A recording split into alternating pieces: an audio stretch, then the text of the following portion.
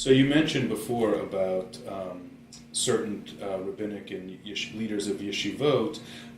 really seeking out and wanting to be part of the government to make sure that the interests of the ultra-Orthodox were being met. And we've often heard the ultra-Orthodox parties referred to as the kingmakers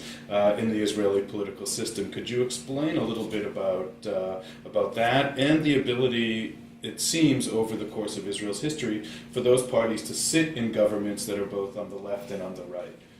It's a very good question, and I think it's one of the hardest things for those of us in the West, particularly in the United States, where we really live with a two-party system,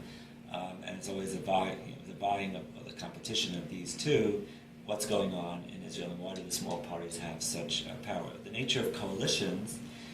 is such that with 120 members in the Knesset, you need at least 61 to have a governing coalition. And while the Constitution, such as it is, requires the president to offer one of the parties that got the largest votes to assemble a coalition and work for about 2 months on putting that together, the major parties have not been able in the last really 25 years to garner a very, very large percentage such that they only need a handful of coalition partners. They actually need to assemble a whole menagerie sometimes of people who would be willing to vote with the government on the major issues of that main party, but it's always in return for something. That's the horse trading that goes on. And oddly enough, it is the agnosticism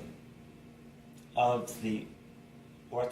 not the Orthodox parties, but only the ultra-Orthodox parties, because the Mafdal, or the religious Zionist parties, as they've evolved, they became more interested in the 70s and 80s in the whole issue of land for peace and territories and settlements, and that is a major issue on the political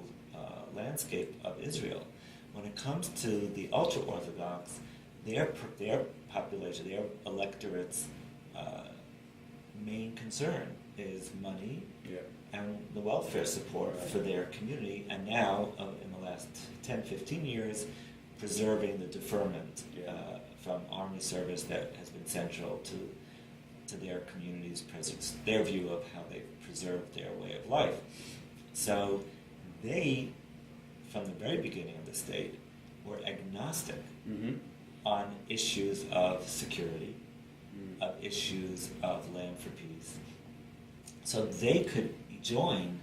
governments led by the left or led by the right on what we would call security issues, or war issues, or peace issues, as long as they got their piece of the budget to preserve what they thought was important. Of late, some of the issues that have started to be of interest to that electorate, or at least its leaders, is some of the religious accommodation that the Netanyahu government has wanted to show towards non-Orthodox